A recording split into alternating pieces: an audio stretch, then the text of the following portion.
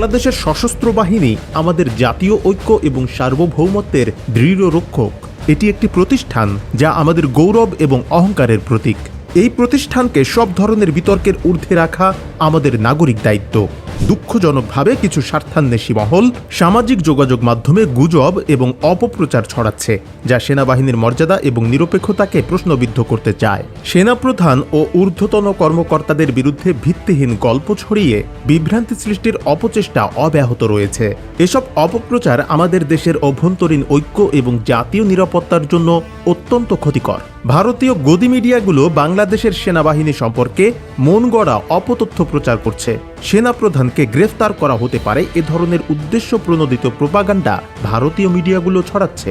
সেনাপ্রধানের কাছেও কিন্তু বিষয়টা খুব অ্যালার্মিং, কারণ তিনি নামবেন ঢাকা বিমানবন্দরে, সেই সময় নাকি তাকেও অ্যারেস্ট করার একটা প্ল্যান ছিল। কে করেছিলেন সেই প্ল্যান?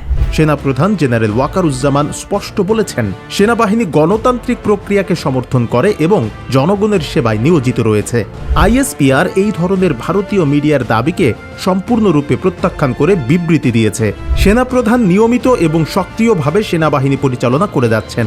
প্রকৃতপক্ষে সেনাবাহিনী বরাবরই একটি সুসংগঠিত, ঐক্যবদ্ধ এবং দৃঢ় অবস্থানে থেকে দেশের জাতীয় নিরাপত্তা ও জনসেবামূলক কার্যক্রমে অবদান রেখে চলেছে।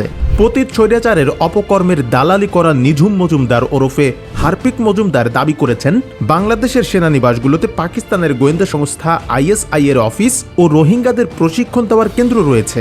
সাভার ক্যান্টনমেন্টে এই মুভমেন্টটা হচ্ছে।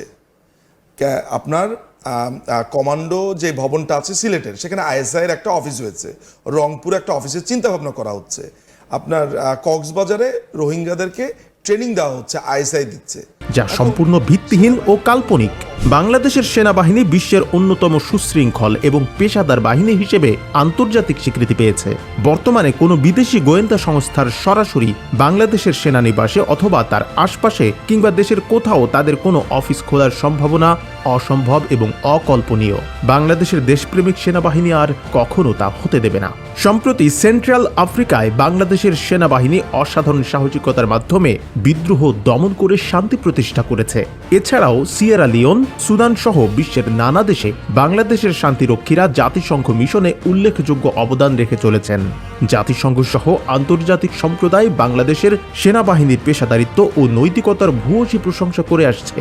এমন একটি মর্যাদাপূর্ণ বাহিনীকে বিতর্কিত করা আমাদের জাতীয় ঐক্যকে দুর্বল এবং জাতীয় নিরাপত্তাকে ঝুঁকির মধ্যে ফেলতে পারে। আমাদের দায়িত্ব হলো সশস্ত্র বাহিনীর নিরপেক্ষতা ও মর্যাদা রক্ষা করা, কারণ এই প্রতিষ্ঠান কেবল আমাদের প্রতিরক্ষা ও সার্বভৌমত্বের রক্ষকই নয়, আমাদের জাতীয় গর্বেরও প্রতীক।